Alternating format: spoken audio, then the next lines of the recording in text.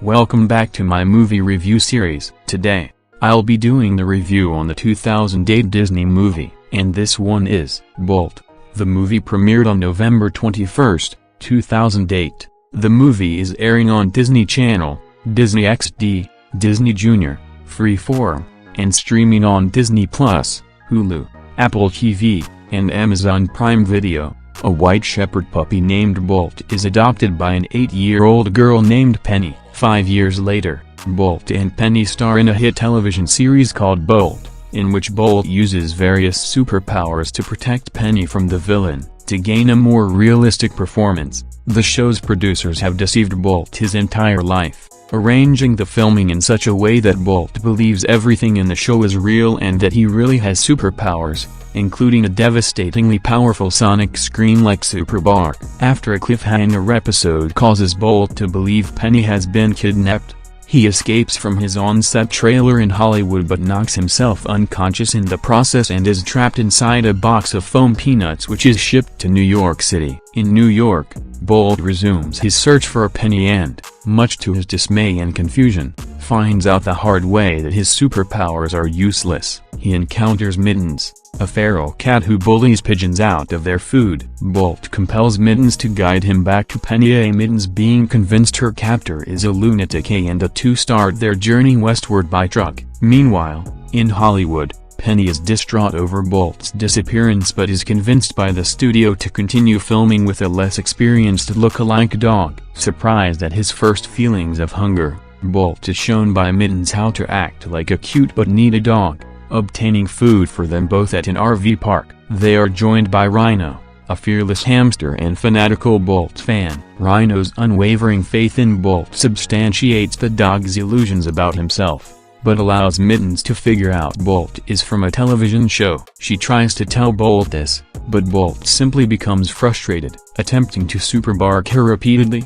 The noise draws the attention of an animal control patrol and Bolt and Mittens are both captured and taken to an animal shelter. Bolt, freed from the patrol van by Rhino, finally realizes and accepts that he is just a normal dog, but regains his confidence after Rhino, oblivious to this revelation, exhorts him to heroism. They rescue Mittens from the shelter, and as they continue west, Bolt and Mittens form a close friendship in which she teaches Bolt how to be an ordinary dog and enjoy typical dog activities. Bolt is still determined to return to Penny, and with his new friends, proceeds with his journey. The story is pretty decently written, well-paced, and mostly pretty original, has a lot of heart as well as some action and suspense, can be decently funny, and has a good morals regarding differentiating reality from fiction and especially loyalty. But it does suffer some for its predictable moments like the third act breakup and the misunderstanding. The heart of the film is decently strong as demonstrated with the relationship between Bolt and Penny,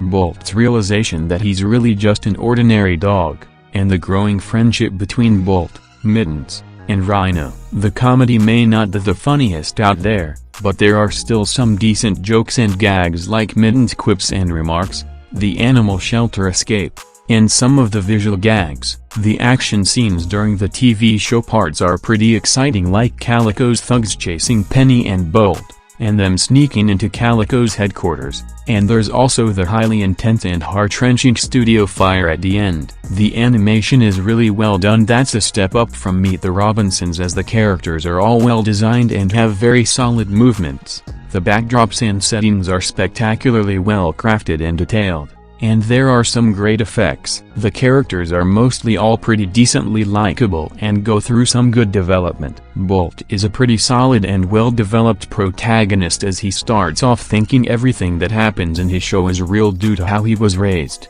but he soon learns to differentiate reality from fiction, and how to be a real dog.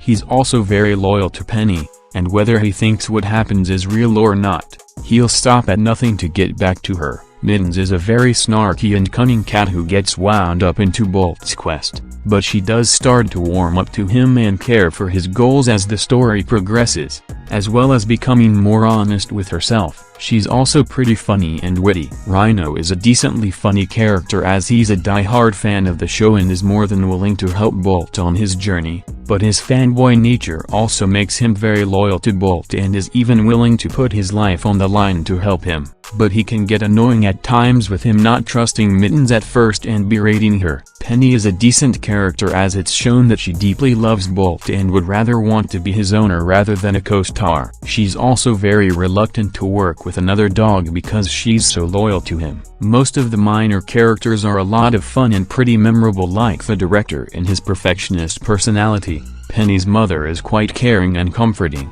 and even though he's just a fictional character, Calico is pretty cool and menacing, but there are some that don't offer a whole lot, like the pigeons and Mindy. Although most likely intentional, the agent is an enormous douchebag who only cares about how the show goes, and doesn't care in the slightest about the well-being of his clients. He could have been a likable love-to-hate character like Gaston or Jafar, but the biggest problem with him is that he's way too obnoxious, and his personality is his only character trait. The voice acting is very well done and leads to some amazing performances like John Travolta as Bolt, Susie Essman as Mittens, Mark Walton as Rhino, and even Miley Cyrus as Penny. The music score by John Powell is very good as it's well composed, light-hearted, and heartwarming. And there are a couple songs in the film. One is I Thought I Lost You, which is heard during the end credits, and it's okay, but the best of the two is Barking at the Moon as it sounds very comforting and laid back. Verdict: 8.5 out of 10.